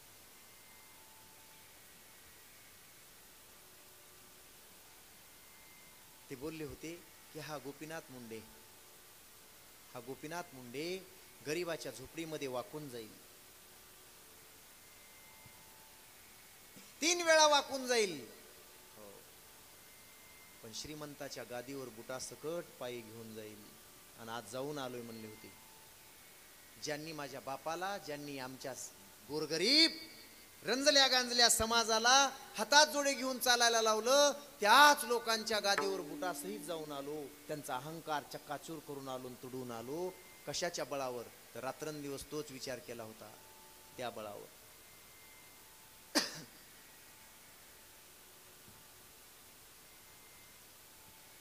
माय बापू, जे ज्ञानोबारायांनी सांगितलं धन्यतेच्या बाबतीत, काय सांगितलं? कोण धन्य या जगात? फार पैसा आहे म्हणून हो अडाणी अंबानी हे धन्य आहेत? नाही नाही. ज्यांच्या घरी उद्या खायला काय आहे याची सुद्धा चिंता नाही, ते धन्य आहेत. लक्ष द्या. कोण धन्य? ज्याच्या अंतकरणामध्ये रंजल्या गांजल्या दुःखित पीडित लोकांविषयी दया आहे, कळवळ आहे, तळमळ आहे, ते धन्य. दुःखितांचा ज्यांना कळवळ आहे. महाराज, संतांच्या बाबतीत तर सांगायचं झालं तर गायीसाठी सुद्धा गाय कापू नये.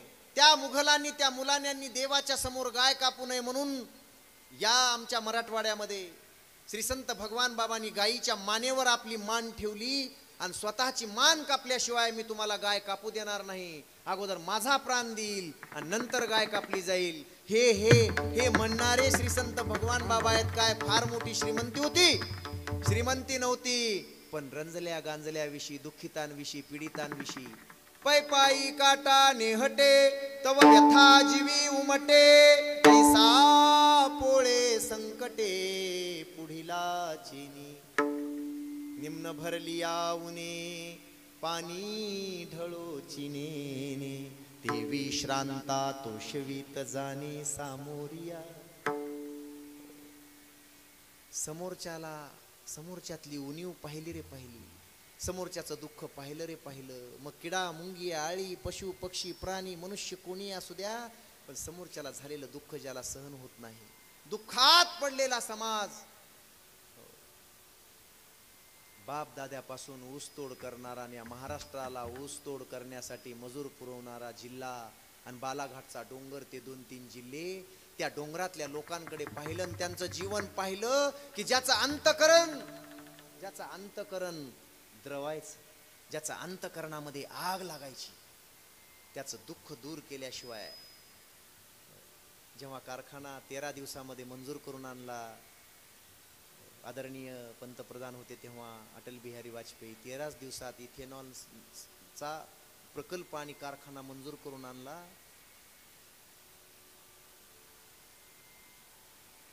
तेव्हा एक सप्ताह ठेवला.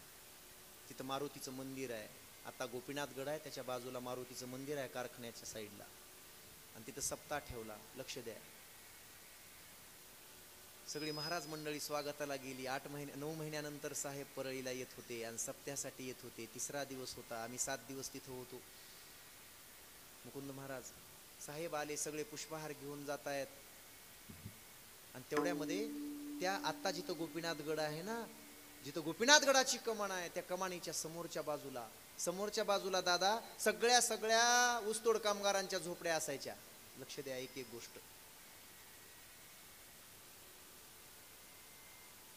तेव्हा ते बैलगाडीला खाली असा झोका करून एका झोळीमध्ये लेकराला बांधून झोका देत अंधार आणि तो झोका देत लेकराला, लेकरू रडतंय आणि त्याच्यामध्ये ती भाकरी थापणारी एक माता माऊली पाहिली, आणि साहेब तिकडं पाहत होते.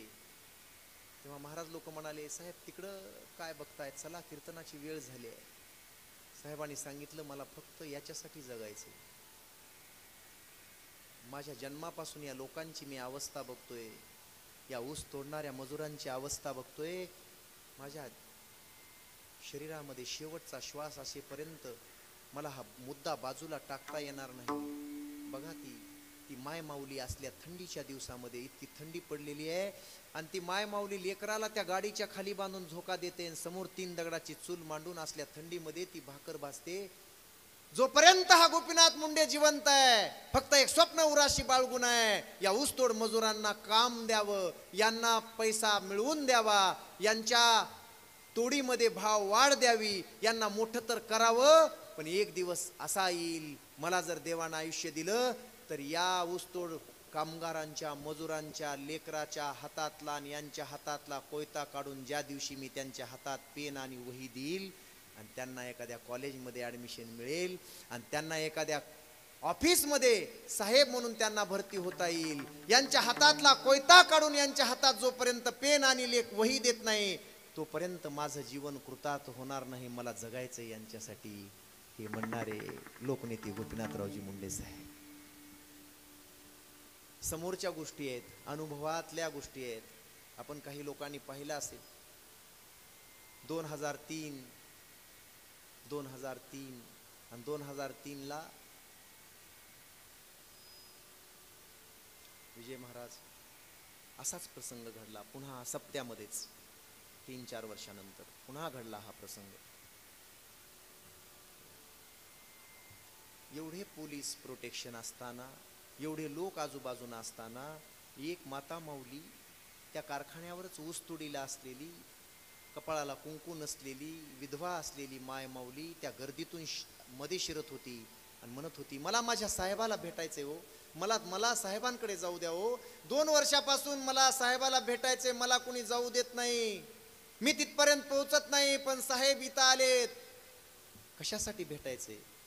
मी ऐकलंय, मी त्यांच्या भाषणातून, मी त्यांच्या टीव्हीवरच्या भाषणातून मी नेहमी ऐकते, ज्यांचा कोणी वाली नाही, ज्यांचा कोणी वाली नाही, ज्यांचा कोणी वाणी नाही, त्यांच्यासाठी जगणारा गोपीनाथ मुंडे आहे. या जगामध्ये माझं कोणी वाली नाही, माझा कोणी वाणी नाही, मला एकदा फक्त त्यांची भेट घेऊ द्या हो, मी पाया पडते तुमच्या हो, मला एकदा भेट घेऊ द्या. थोडीशी जागा झाल्यानंतर ती पुढे येत होती, पण 2 महिला पोलीस कॉन्स्टेबलनी तिथंच पकडलं आणि तिकडं नेत होती. ती मोठमोठ्यानं ओरडत होती, साहेब मला एकदा तुम्हाला भेटायचंय. काय गोंधळ लागलाय म्हणून साहेबांनी विचारलं, त्या पोलिसांना विचारलं, काय चालू आहे तिकडे? काही नाही साहेब, डोक्यावर परिणाम झालाय वाटतं एका बाईच्या, ती उगाच साहेबाला भेटायचंय म्हणून गोंधळ करते.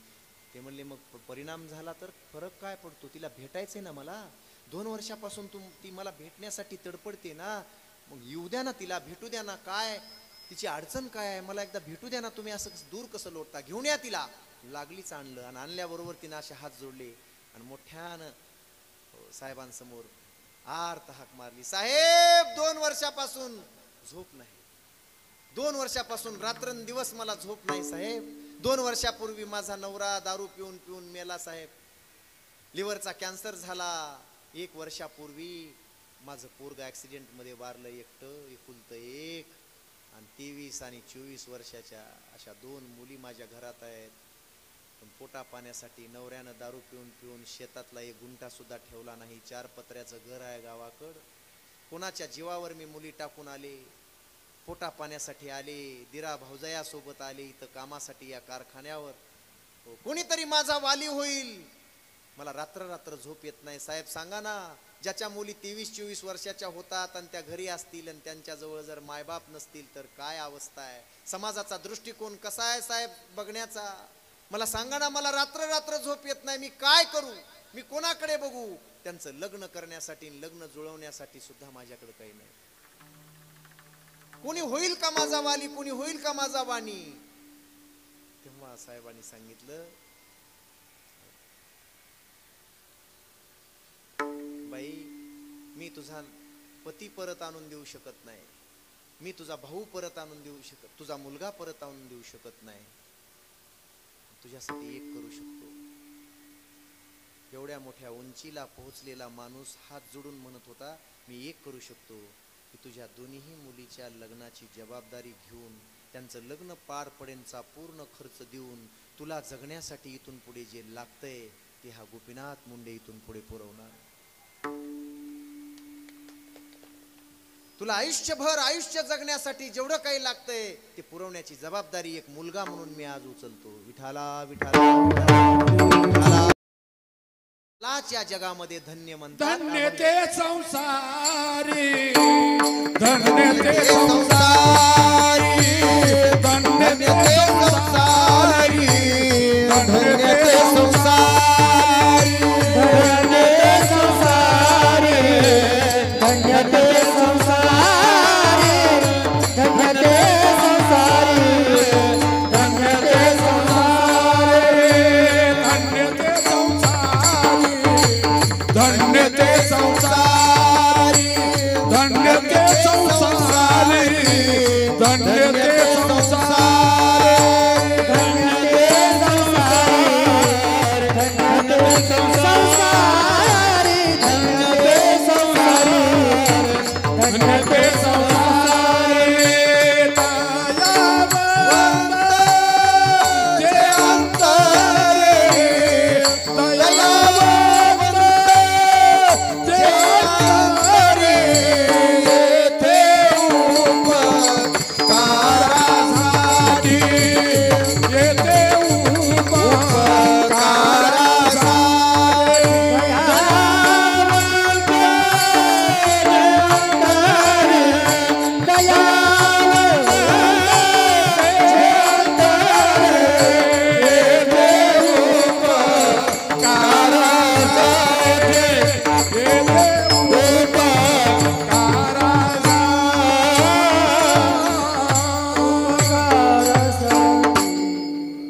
ते धन्य.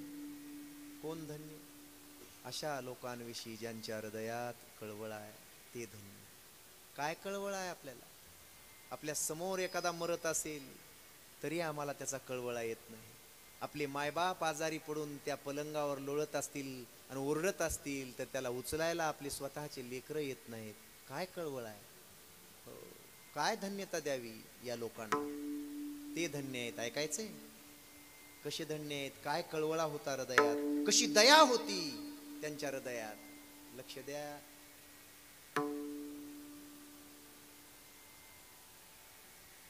आष्टी, आष्टी नावाचं तालुका आहे. आष्टी बीड जिल्ह्यामध्ये आष्टी आहे ना. नाव ऐकलं असेल आपण. माना हलवत चला मायबाप हो. तुमच्याकडे सप्ताह वगैरे होत नाही, कीर्तन होत नाही असं वाटतं. मला वाटायला लागले बऱ्याच लोकांकडे पाहिल्यानंतर. फार असं म्हणजे स्तब्ध झालाय तुम्ही. असू द्या. आष्टीमध्ये एक ठेला लावणारा माणूस होता, ठेला लावणारा, फार गरीब समाजातला. माझ्याकडे रेकॉर्डिंगही आहे त्यांची. तिथे कीर्तनाला गेलो तेव्हा त्यांनी सांगितलं, मुकुंददादा त्यांनी सांगितलं की तो केवढा माणूस होता आणि किती उंचीचा होता. मी या देशात सुद्धा तसा माणूस नाही पाहिला म्हणाला तो. आज मी बरा झालोय, मी चांगला झालोय आज. महाराज मी 1 रुपयाला भेळ विकत होतो, 1 रुपयाला. आणि योगायोगानं माझी भेळ फार चविष्ट असायची, आष्टीमध्ये गाजलेली. आणि साहेबांच्या काही कार्यकर्त्यांनी माझी भेळ साहेबांना खाण्यासाठी मला आग्रह केला. साहेबांना भेळ खायची आहे, चहाचं दुकान आणि भेळचं दुकान, भेळ. साहेबांनी एकदा भेळ खाल्ली, माझा तो अवतार पाहिला, माझे ते कपडे पाहिले आणि सहजच विचारलं, काय चव आहे तुझ्या हाताला, काय भेळ आहे? किती मुलं आहेत तुला? 2. काय करतात? काही नाही, शाळेमध्ये आहेत. विचारलं लोकांना परिस्थिती कशी आहे? काही नाही साहेब, एक पत्र्याच्या रूम मध्ये, किरायाच्या रूम मध्ये राहतो, हा इमानदार माणूस आहे. आणि तेव्हापासून जे वेळ लागलं त्या माणसाला की एवढा मोठ्या उंचीचा उपमुख्यमंत्री असणारा माणूस मला बोलला. लक्ष द्या, अरे काय माणूस आहे, एका भेळवाल्याला एवढं बोलतो, जवळ घेऊन बोलतो. आणि साहेबांनी त्या दिवशी शब्द दिला तिथं, इतकी सुंदर भेळ मला खाऊ घातलीस, तुझ्या लेकरांचं कल्याण करण्यासाठी आजपासून तुझ्या लेकरांच्या शिक्षणाला जेवढा खर्च लागेल तेवढा वर्षाला चेकद्वारे माझ्या कार्यकर्त्यातर्फे तुला मिळला जाईल. सबंध 13 वर्ष साहेबांनी चेक दिले त्या माणसाला. त्यानं स्वतः सांगितले 13 वर्ष, ज्या दिवशी माझी मुलगी पोस्टात लागली, आता शिरूर कासारला त्याची मुलगी आहे पोस्टात, आणि मुलाला नोकरी लागली, दोघांनाही नोकरी ज्या दिवशी लागली त्या दिवशी चेक देणं बंद झालं. त्यांनी सांगितलं की आता आम्हाला गरज नाही, गरीबातल्या गरीब माणसाला बोटाला धरून कसं उचलायचं, कसं मोठं करायचं, हे एवढ्या उंचीच्या नेत्यानं इतकं झुकावून त्याच्यापर्यंत पोहोचून अशा लोकांना मोठं करावं, अशा शेकडो गोष्टी आहेत माझ्याकडे. सत्य सत्य, ते काय थोतांड सांगणार नाही मी कुठल्या, अक्षरशः घडलेल्या, अक्षरशः घडलेल्या. अहो कुठपर्यंत असावं महाराज, किती दया असावी. त्या भेळवाल्या ठेलेवाल्याला, त्या भेळवाल्याचं जर एवढं कल्याण, का जातीचा का गोतीचा का कुठला कोण काय माहित, पण गरीब आहे, इमानदार आहे, कष्टाळू आहे, आणि अशा माणसाला मोठं केलं पाहिजे.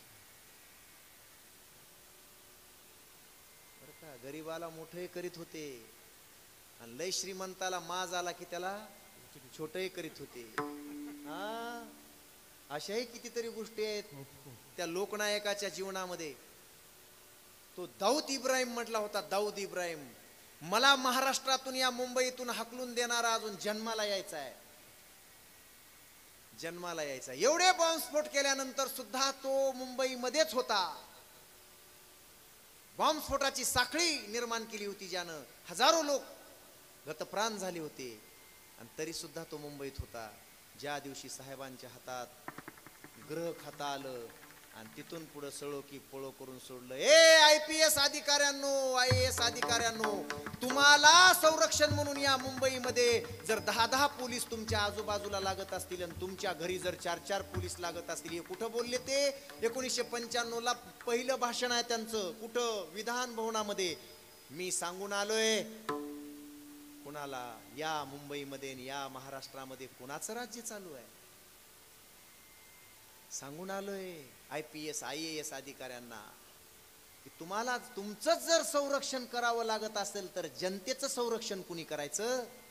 तुमच्या संरक्षणामध्ये जर एवढे लोक लागत असतील आणि तुमच्या घरचं संरक्षण करायला, तर जनता काय वाऱ्यावर सोडायची का? आजपासून या गृहमंत्र्याचा आदेश आहे माझा की आजपासून तुमचं संरक्षण बंद, एक सुद्धा पोलीस तुमच्या संरक्षणासाठी राहणार नाही. मरा नाहीतर मारा. आणि तिथून पुढे 6 महिन्यामध्ये मुंबईतल्या अट्टल 21 गुन्हेगाराचा खात्मा त्या IPS अधिकाऱ्यांनी आणि पोलीस खात्यानं 21 मोठमोठे गुंड मारले होते. 21 यादी वाचा आपण त्या काळातली. आणि मग दाऊद 1996ला इथून पळून गेला, पुन्हा परत नाही आला. आता नाव घेऊ नये, मटक्यामध्ये बर्बाद झाले लोक.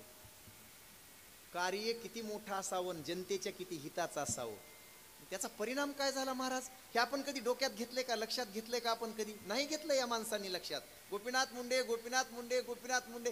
अरे मुंबईतले लोक सुद्धा एवढं मानतात, न्यूयॉर्क मधले लोक सुद्धा जयंती साजरी करत असतील तर काय सामान्य नेता होता का? सामान्य होता? कोणी कसं करतील? पुढं फार बोलणार आहे.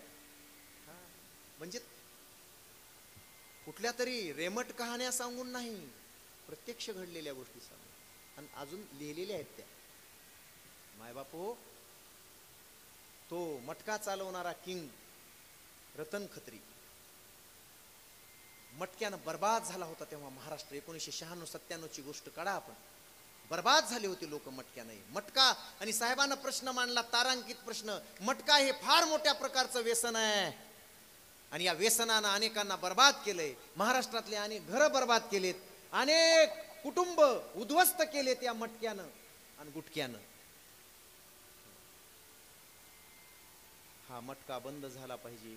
कडक निर्बंध लादायला सुरुवात केली तेव्हा तो बोलला होता, आतापर्यंत कोणाच्या बापानं मटका बंद करणं झालं नाही, हा मटका बंद करण्यासाठी अजून कोणी जन्माला आलेलं नाही. हे वाक्य आहेत.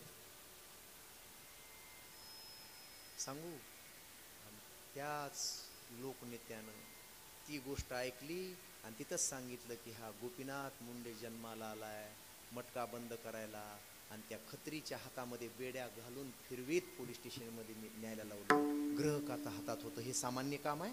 हे सामान्य काम आहे? पूर्वी काय मुख्यमंत्री नव्हते? पूर्वी काय सरकार नव्हते? साहेब म्हणायचे, अरे या मुंबईत राज्य कोणाचं आहे हेच मला कळायला मार्ग नाही. महाराष्ट्र शासन आहे, कोणाचं राज्य आहे, कोणाचं सरकार आहे? दाऊदचं सरकार आहे का छोटा शकीलचं सरकार आहे का कोणाचं सरकार आहे? 10च्या नंतर या मुंबईमध्ये माझ्या बहिणी, माझ्या माता माऊल्या फिरू शकत नव्हत्या. माहित नसेल तर इतिहास काढून बघा. 1997-98 ची गोष्ट आहे. 10च्या नंतर एक स्त्री सुद्धा फिरू शकत नव्हती, लोकलनं प्रवास करू शकत नव्हती, प्रवास करू शकत नव्हती. सामान्य काम नाही महाराज. तेव्हा सांगितलं, पोलीस खात्याला सांगितलं, गृह खात्याचा आदेश दिला की रात्री 12 वाजता सुद्धा स्त्रियांनी येऊन चौपाटीवर, मुंबईच्या चौपाटीवर भेळ खाल्ला पाहिजे. 10च्या नंतर कोणी फिरकत सुद्धा नाही. म्हणून माता माऊल्यांचं रक्षण करण्यासाठी हा गोपीनाथ मुंडे समर्थ आहे. आणि सगळ्या खात्यांना सांगून टाकलं की आजपासून मुंबईचं वातावरण निर्भय झालं पाहिजे. माझ्या बहिणी, माझ्या माता माऊल्या रात्री 1-1 वाजता सुद्धा प्रवास करताना दिसल्या पाहिजे. रात्री 12-12 वाजता सुद्धा जोडपे इथं येऊन, एकटी माय माऊली सुद्धा इथं येऊन भेळ खाल्ली पाहिजे, भेळ खायला आली पाहिजे. आणि त्या दिवसापासून 10च्या नंतर 12 पर्यंत 1 वाजेपर्यंत लोक जोडप्यानं आणि एकट्या माझ्या बहिणी भेळ खायला येतात आणि 1-1 वाजेपर्यंत मुंबईच्या लोकलनं प्रवास करतात आजही. त्या दिवसापासून एवढा अन्यायाला वाचा फोडून लोकांना अभयम देणारे, लोकांना निर्भयता देणारे, लोकांना निर्भय करणारा हा वाघ या महाराष्ट्राच्या भूमीवर जन्माला आला. साधे उपकार नव्हते महाराज. दयेचा उपकाराशी संबंध आहे, दयेचा धर्माशी संबंध आहे. दया दया दया काय? दया धर्म का मूल है, पाप मूल अभिमान. तुलसी दया न छोड़िए, जब लग घट में प्राण. जोवर जीव आहे, जोपर्यंत श्वास चालू आहे तोपर्यंत माणसाने दया करावी. एक नाही, असे हजारो लोकांवर उपकार केले, अनेकांची लग्न. आता जाऊ द्या, लक्ष्मण बुवा त्यांच्या गावात आताही एक माणूस आहे, आज तिथंच होता. कुठं? आपण जेव्हा आता येताना गडावर गेलो ना, दर्शन घेतलं आपण समाधीचं, निघालो इकडे 12 वाजता, तर तिथंच बसलेले होते भास्करराव. बरोबर आहे? घरच्या लेकरांशी भांडणं, घरच्या बायकोशी भांडणं. ऐका माझ्या बहिणींनो, कशासाठी? साहेब होते तेव्हा लोकांकडे मला वाटते 2009ला 40,000 रुपये सालाने शेतातला शेतगडी म्हणून तो कामावर होता माणूस. तिथं बसलेला होता. आजही भजनामध्ये भजन चालू होतं. महाराज 40,000 त्या काळामध्ये आपला घर प्रपंच लेकरं भागून 2009च्या निवडणुकीला साहेबांना 20,000 रुपये निवडून दिले होते. किती कशासाठी? साहेब निवडून यावेत आणि साहेब मंत्री व्हावेत केंद्रात, म्हणून 20,000 रुपये स्वतःचे निवडून दिले होते. निवडणुकीत प्रचार प्रसारासाठी उपयोग व्हावा माझ्या पैशाचा आणि याच्यावर माझ्या कष्टावर माझे साहेब मोठे व्हावेत. ऐका, त्यांना विचारतो आम्ही कधी कधी, काय मिळालं तुम्हाला त्यांच्याकडून? मला काही मिळण्याची अपेक्षा नाही, कधीच नाही. साहेब निवडून यावेत म्हणून ज्या माणसानं माहूरच्या वाऱ्या केल्या, त्याच माणसानं पायात चपला न घालता इथं प्रेम ज्या माणसाविषयी सामान्य माणसाला आहे, उगीच प्रेम निर्माण होत नाही महाराज. त्याची कारणं अनेक आहेत. काय दिलं तुम्हाला या माणसानं? काही नाही. आणि साहेब गेल्यापासून तर दररोज जेवताना साहेबाच्या नावचा आधी घास काढून ठेवतो तो आणि पुन्हा घास घेतो. एवढं काय केले साहेबांनी? मला माहित नाही म्हणले, पण तुम्ही काय दिलंय काय दिलंय काय दिलंय असं विचारता साहेबांनी. साहेबालाही लोक विचारायचे, अरे एवढे लोक तुमच्या मागं मोहळाच्या माशासारखे सगळे तुम्ही येणार आहेत म्हणून कळल्याबरोबर जर रस्त्यावर हजारो लोक येतात, रस्त्यावर गोळा होतात एका 10 मिनिटांमध्ये, एवढं या लोकांसाठी दिलंय काय तुम्ही? काय केलंय तुम्ही? तेव्हा त्यांनी एका सभेमध्ये सांगितलं होतं, हा गोपीनाथ मुंडे या 18 पगड जातींसाठी या समाजासाठी काही देऊ शकला नाही, पण एक गोष्ट देऊ शकला, एक सगळ्यात महत्वाची गोष्ट दिली. मी या समाजाला दिला, या समाजाला जगण्याचा स्वाभिमान दिला, या समाजाला जगण्याचा संघर्ष दिला आणि धैर्य दिलं. म्हणून हा समाज आज या देशातल्या आणि या महाराष्ट्रातल्या कुठल्याही क्षेत्रामध्ये अग्रेसर आहे. दऱ्याखोऱ्यातला समाज पण अग्रेसर आहे. भगवान बाबांनी सांगितलेलं वाक्य मी खरं करण्यासाठी माझं आयुष्य घालवतोय. यक्कर विका पण शिक्षण शिका. शिक्षणाशिवाय मनुष्य मोठा होऊ शकत नाही. आणि शिक्षणाची धुरा या दऱ्याखोऱ्यातल्या लोकांना देताना, त्यांना मोठं करताना मला जे सुख होतं त्याच्यापेक्षा माझं दुसरं सुख कशात नाही. म्हणून लोक म्हणायचे आणि आताही म्हणतात, गेल्यानंतर सुद्धा मला वाटतं या गावात सुद्धा, अरे स्वतःचा बाप गेला तर माणसं मिशा काढीत नाहीत, हे डोक्याचे केस काढीत नाहीत, केशव पण करत नाहीत. स्वतःचा बाप गेला तरीही पोर आज दाढी मिशा आणि डोक्याचे केस काढायला तयार नाहीत. मला वाटते गडे इतक्या दूरवर असणारा हा नेता गेला. आणि 10व्याच्या दिवशी आम्ही जेव्हा गोपीनाथ गडावर होतो तेव्हा महाराष्ट्रातून अनेक जीप आणि गाड्यामध्ये लोक येत होते. महाराज नवल वाटत होतं. आम्ही तर काही जणांना विचारलं, तुम्ही काय कुठल्या यात्रेवरून आलात का? ते म्हणले यात्रेवरून नाही महाराज, तुमच्या लक्षात कसं येत नाही. रात्री बेरात्री जरी फोन केला तरी एवढ्या मोठ्या पदावर असलेला मनुष्य आमचा फोन रिसीव्ह करत होता. राजकारणामध्ये आम्हाला बाकीचा कोणाचा दरवाजा माहित नव्हता. आमच्या भावनेला वाचा फोडणारा एकच नेता, एकच लोकनायक तो आमचा बाप होता. आता कोणाच्या दारात उभा राहावं? कोणाच्या दारात उभा राहावं? कुठं आहे आम्हाला? कोणाचं दार आहे? रात्री 2-2 वाजता 3-3 वाजता जेव्हा मी कीर्तनावरून जायचो तेव्हा परळीच्या शिवाजी चौकापर्यंत लाईन लागलेली असायची लोकांची. रात्री 2 वाजता कशासाठी? साहेबांकडे कामासाठी भेटण्यासाठी. ते केशव उपाध्याय साहेबांचे पीए त्यांनी एक पुस्तक लिहिले, पोरांनो वाचा. गोपीनाथ मुंडे नावाच्या माणसाला एक फार मोठं व्यसन होतं. लोक मला विचारतात कशाचं व्यसन होतं, तर त्या माणसाला व्यसन होतं माणसांचं. कुठल्याही समाजातला, कुठल्याही जातीगोतीतला कुठलाही मनुष्य जर भेटायला आला तर पहाटेचे 3 वाजले काय, 4 वाजले काय, 5 वाजले काय, सकाळ उजाडलं काय, शेवटचा माणूस भेटल्याशिवाय तो माणूस जाग्यावरचा उठत नव्हता. आम्ही विचारायचं त्या लोकांना, मामा कुठून आलात? आलो अमरावतीहून, आलो वाशिमवरून. काय काम होतं? साहेबांकडे काम होतं. झालं का? मग जाऊ द्या होते काम चुलीत म्हणायचे ते लोक महाराज. पण एवढ्या मोठ्या माणसानं, उपमुख्यमंत्री असणाऱ्या माणसानं, एवढ्या मोठ्या नेत्यानं असा खांद्यावर हात टाकला. काय 1,00,000-2 लाखाचं काम असेल, पण खांद्यावर हात आणि रात्री 3 वाजता खांद्यावर हात टाकून विचारलं, काय विचारलं, कुठून आला? काम करतो तुमचं, काम नको होऊ द्या, कुठून आलात?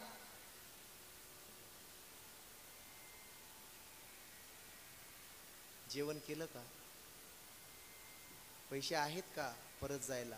एवढा मोठा माणूस जर माझ्यासारख्या फाटक्या सामान्य गरीब शेतकऱ्यासाठी एवढं विचारतो, यातच मला लाखो कोट्यावधी रुपये मिळाल्यासारखे झाले, आणि याच्यासारखा आनंद कशात भेटला नाही. असा नेता पुन्हा होणे नाही, असा नेता पुन्हा होणे नाही. माझ्या आयुष्यात मी असा नेता पाहिला नाही. गेले झालाच नाही, अरे झालाच नाही, असा होणार नाही, झालाच नाही, असा होणार नाही. नेता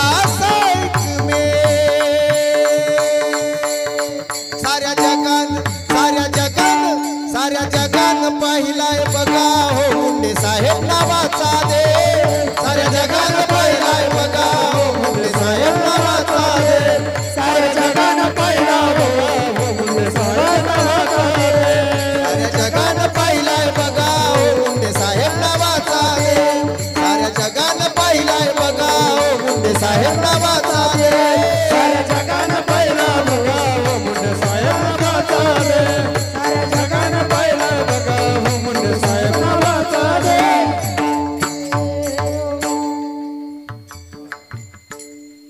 माझ्याही लक्षात आलं नाही, कधी 9:15 वाजले. हो, पुढे अजून 4 शब्द कमी मिळाले तरी चालते, पण 4 घास.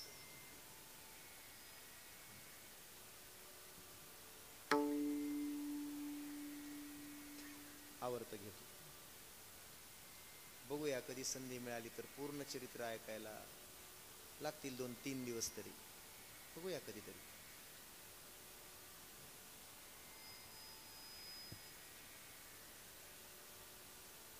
एक आवर्जून साहेबांचं फार मोठं कर्तृत्व की ज्यांनी हजारो तरुणांनी आपल्या डोक्यावरचे केस काढावेत आणि आमचा बाप गेला म्हणावा, असा हा गोरगरिबांचा बाप. एवढं मोठं कर्तृत्व होतं. आदरणीय मोदी साहेब जेव्हा संसदेमध्ये प्रवेश करत होते, तेव्हा खांद्याला खांदा लावून जेव्हा साहेब निवडून आले आणि खांद्याला खांदा लावून त्या संसदेमध्ये पहिला प्रवेश करताना त्या चौघांमध्ये साहेब होते. नुसता महाराष्ट्र नाही तर सगळा भारत देश ज्यांना ओळखत होता आणि अमेरिकेपर्यंत ज्यांची ख्याती होती. लक्ष द्या, मुकुंद महाराज धारूरमध्ये आयुष्यभर ज्यांनी विरोध केला होता त्याच माणसाला कॅन्सर झाला.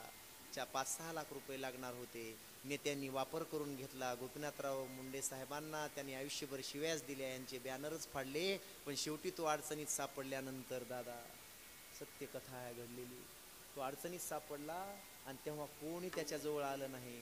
आणि ही गोष्ट लोकांनी सांगितली की साहेब केले कर्म झाले त्याची भोग आले, फार तुम्हाला विरोध केला उगीच. आणि आज काय त्याची अवस्था आहे. तेव्हा साहेबांनी स्वतःचा PA पाठवला, त्याचं 4,80,000 बिल भरलं आणि त्याला दवाखान्यातून सुखरूप घरी पोहोचवलं. त्या दिवसापासून एवढा विरोध करणारा माणूस साहेबाचा फोटो घेतला, देवाच्या देव्हाऱ्यावर ठेवला. लोकांनी विचारला, अरे देवाच्या देव्हाऱ्यावर या माणसाचा फोटो? त्यानं सांगितलं, आतापर्यंत मला कुठला देव पावला नाही, आजपासून जर माझा देव कोण असेल तर फक्त आदरणीय लोकनेते गोपीनाथरावजी मुंडे साहेबांचीच पूजा करणार, हाच माझा देव आहे. अरे एवढी निंदा करून, एवढं त्रास देऊन जर या माणसाला कळल्याबरोबर हा माणूस जर माझ्या नावाने एवढा मोठा चेक पाठवून मला या जीवन देतो, नवीन जीवन देतो, माणूस आहे का देव आहे? म्हणून लोक दैवत म्हणतात. पण महाराज लोकांवर एवढे उपकार केले, जवळच्यांवर एवढे उपकार केले, उपकारात अख्खं आयुष्य निघून गेलं, अनेकांना मोठं केलं.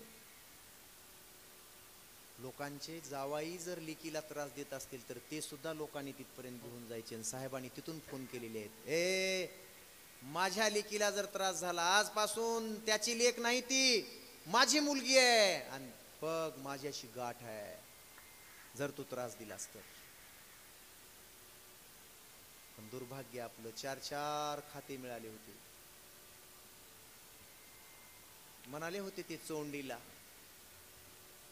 तिथं आले होते, ते म्हणाले होते की आता तुम्हाला काही कमी पडणार नाही. प्रत्येक तरुणाला वाटत होतं गोपीनाथराव मुंडे साहेब मंत्री झाले नाहीत, मीच मंत्री झालो की काय. हो, 18 पगड समाजातल्या प्रत्येक तरुणाला एवढा स्वाभिमान वाटायचा. 4-4 खाते, मग ग्रामविकास असेल, पेयजल असेल, स्वच्छता असेल, हे 4-4 खाते मिळाले. पण झालं काय? सगळ्यांच्या अपेक्षांचा भंग, नियतीने तोंडात आलेला घास, सोन्याच्या ताटात आलेला घास. मी 25,000 कोटीचा मालक आहे, माझ्याकडे 4-4 खाते आहेत, महाराष्ट्राचं आता सोनं करायचंय. रेल्वे तर अर्ध्यात येऊन पोहोचली आहे परळीपर्यंतची, आणि हे बाकीचं स्वप्न मला पूर्ण करायचंय. काळजी करू नका, 4-4 खात्याचा मंत्री आहे मी, कोणीच काळजी करायची गरज नाही असं म्हणून काय जातात. सगळ्या लोकांच्या अपेक्षा किती उंचावल्या होत्या. साहेब, अजून 5 वर्ष 10 वर्ष तरी या महाराष्ट्राला तुमची फार मोठी गरज होती. आज जर महाराष्ट्राचं राजकारण पाहिलं, आज जर महाराष्ट्राचं समाजकारण पाहिलं, तर या अशा अंधाधुंदीच्या राजकारणात आणि समाजकारणामध्ये तुमची प्रत्येकाला गरज वाटते. तुमच्यावर डोळे लावून बसलोय आम्ही साहेब, तुमची गरज होती. पण जसा लहान मुलींनी खेळ खेळताना एखाद्या पत्त्यापासून, कपटापासून एखादा बंगला तयार करावा, खेळ भांडे करावे, तसा बंगला तयार करावा, घर तयार करावे त्या छोट्या मुलांनी कपटाचे, आणि एक वाऱ्याचा झोत यावा, एक वाऱ्याची झुळूक यावी, आणि एका झुळकेसरशी तो बंगला पडून जावा. जसा त्या लहान लेकरांनी केलेला आणि त्या लेकरांनी रडावं, तसं या सगळ्या 18 पगड समाज आणि गोरगरिबांनी हो काय केलं नाही. ओबीसी साठी तर स्वतंत्र मंत्रालयाची स्थापना केली महाराज या वाघानं, आणि ओबीसीला न्याय मिळावा, ओबीसीला न्याय मिळावा, भरपूर न्याय मिळावा, आणि न्याय देण्याचं काम केलं. आणि तिथं ते प्रश्न मांडले, स्वतंत्र ओबीसी साठी स्वतंत्र जनगणना व्हावी, आणि हे काम करण्यासाठी अग्रेसर राहून ओबीसी समाजाला फार मोठा न्याय आरक्षणाच्या माध्यमातून मिळवून दिला. माहित आहे तुम्हाला, एका रात्रीमध्ये निर्णय घेतला. आणि महाराष्ट्राच्या इतिहासामध्ये 4थी पासून 7वी पासचे तेवढे पोलीस होते ना, तेवढ्याला PSI करून टाकलं. एकाच रात्रीत हजारो PSI झाले 4थी पासचे. कशाच्या नावाखाली? ओबीसीचा बॅकलॉग भरून काढण्याच्या नावाखाली. बॅकलॉग भरून काढण्याच्यासाठी बॅकलॉग भरून काढला. 4थी 7वीचे PSI. काय महाराज, पोलिसांना दुप्पट पगारी, माझ्या माता माऊल्यांना अर्ध तिकीट, ज्येष्ठ नागरिकांना अर्ध तिकीट होण्याचा प्रस्ताव पहिल्यांदा कोणी मांडला 1995ला, तर गोपीनाथरावजी मुंडे साहेबांनी. म्हणून लोक तीर्थयात्रेला जाऊ लागले, अर्ध तिकीट झालंय म्हणून. सगळेच न जाणारे लोक सुद्धा तीर्थयात्रा करू लागले. या सगळ्या वारकऱ्यांना, या कष्टकऱ्यांना अर्ध्या तिकिटात पंढरीची वारी, आळंदीची वारी करता यावी म्हणून एवढा मोठा उपकार केला. येथे उपकारासाठी आले, घरजा वैकुंठी. अलौकिक माणसं उपकारच करण्यासाठी इथं येतात. सगळ्यांवर उपकार केले, आणि हा महामानव, हा लोकनायक 26 मेला एवढ्या मोठ्या देशाच्या, एवढ्या मोठ्या त्या संसदेमध्ये शपथ घेऊन बाहेर पडतो काय, लोकांना भेटून पुन्हा 3 तारखेला परळीकडे निघतो काय. आणि त्या पत्त्याच्या बंगल्यासारखा आम्ही उभा केलेला हा लोकनेता, आम्ही सगळ्यांनी आमच्या अंतकरणातला भाव, आमच्या अंतकरणातली श्रद्धा, अंतकरणातून हे एवढं मोठं उभा केलेलं व्यक्तिमत्व, मला वाटतं एका वाऱ्याच्या झोकेमध्ये होत्याचं नव्हतं झालं. कशी काळाची चाहूल आली, बाग सुखाची करपून गेली, कसं विपरीत घडलं आज आमचा सोन्याचा संसार. या जनतेचा दरबार करपून गेला. माझ्या जीवीचा जिव्हाळा गेला सोडून आम्हाला, एकाएकी आली हवा, कसा विझला मायेचा दिवा महाराष्ट्राची जनता ही नाथा विनानाथ झाली महाराष्ट्राची जनता ही नाथा विना अनाथ झाली मुंडे साहेब होते गोरगरिबाचे वाले मुंडे साहेब होते गोरगरिबाचे वाले मुंडे साहेब होते गोरगरिबाचे वाले मुंडे साहेब होते मायानी ममता आमचा धरतू होता मायानी ममता आमचा धरतू होता गरीब जनतेचा कुठे हरवला नेता गरीब जनतेचा कुठे हरवला नेता दिन दुबळ्याची माया आता जोडी कशी नेली दिन दुबळ्याची माया आता जोडी कशी नेली मुंडे साहेब होते गोरगरिबांचे वाले मुंडे साहेब होते गोरगरिबांचे वाले मुंडे साहेब होते गोरगरिबाचे वाले मुंडे साहेब होते गोरगरिबाचे वाले महाराष्ट्राची जनता ही आता विनानाथ झाली महाराष्ट्राची जनता ही आता विनानाथ झाली मुंडे साहेब होते गोरगरिबाचे वाले मुंडे साहेब होते गोरगरिबाचे वाले मुंडे साहेब होते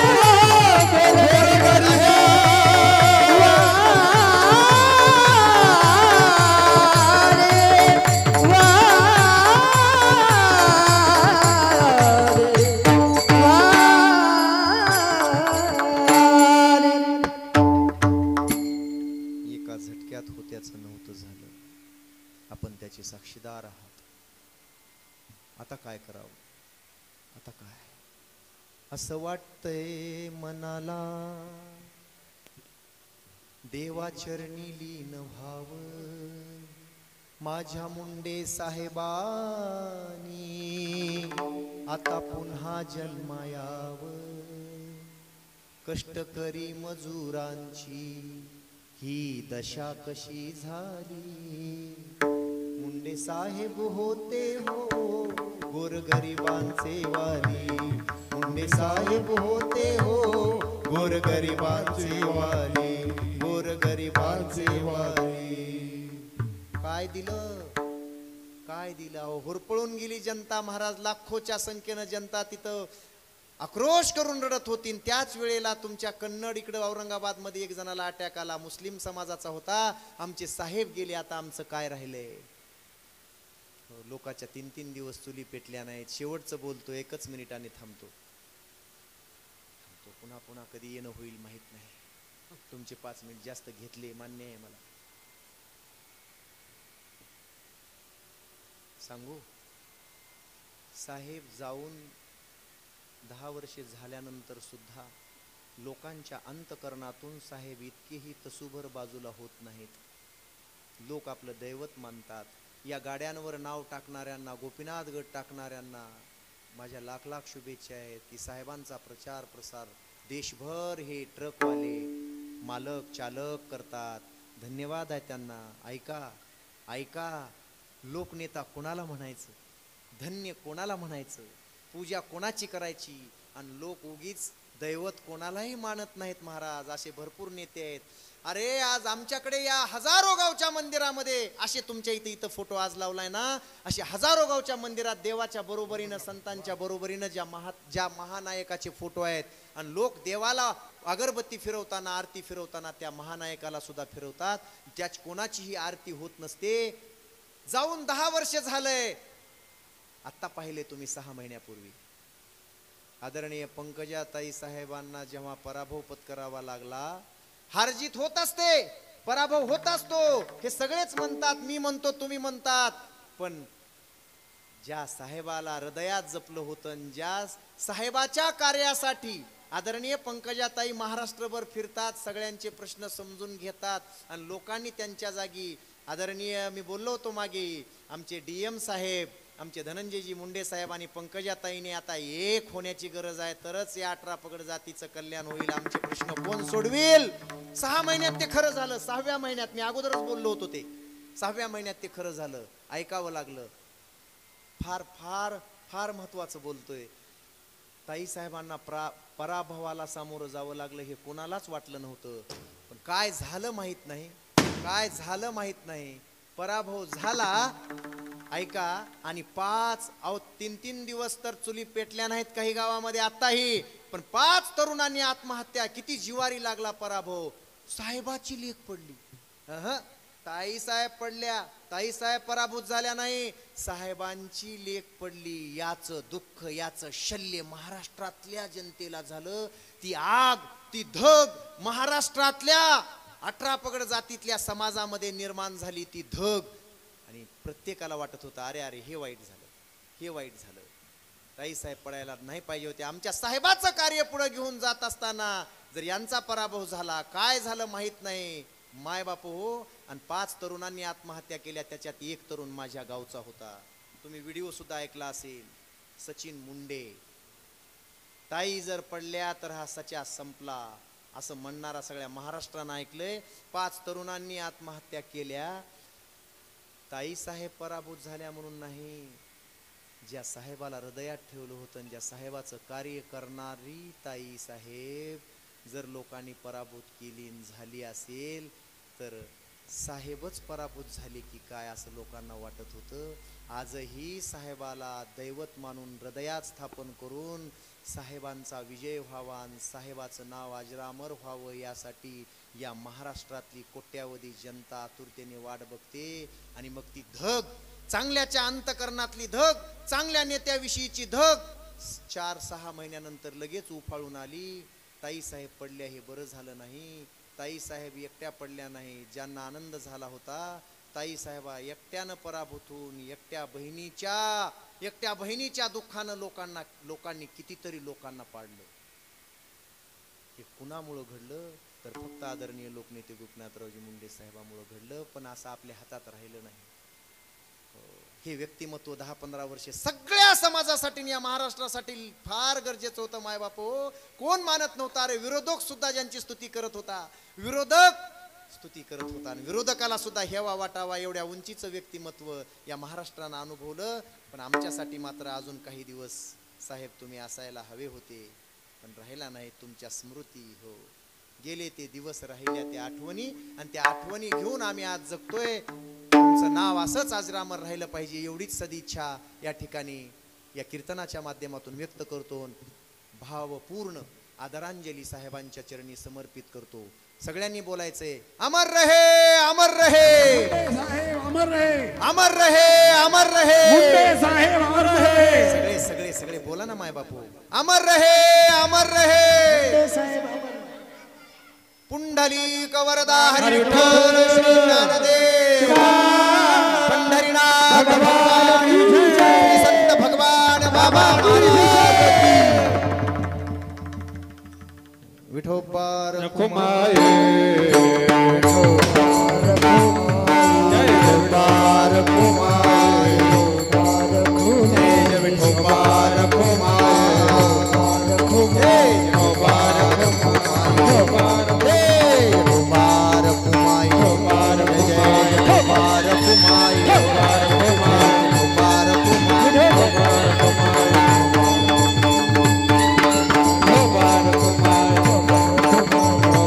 कुमार,